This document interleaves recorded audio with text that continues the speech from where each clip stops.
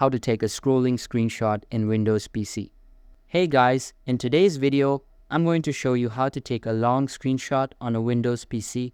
So if you want to capture an entire web page in one single image, make sure to watch this video till the end and let's get started. First, open the Chrome browser on your laptop. Now, go to the web page you want to screenshot. For this example, I've already opened a website which is based on a certain topic. Now, right-click anywhere on the page and select Inspect. Once the developer tools open on the right side, look for the toggle device toolbar icon at the top left of the panel and click it.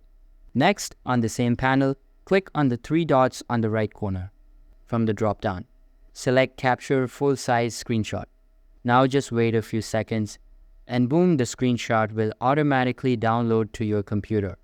Go ahead and open it, and you'll see a full scrolling image of the entire web page. So that's how you take a long screenshot on Windows 10 using Chrome. If this helped you out, give it a thumbs up, share it with your friends, and don't forget to subscribe to the channel.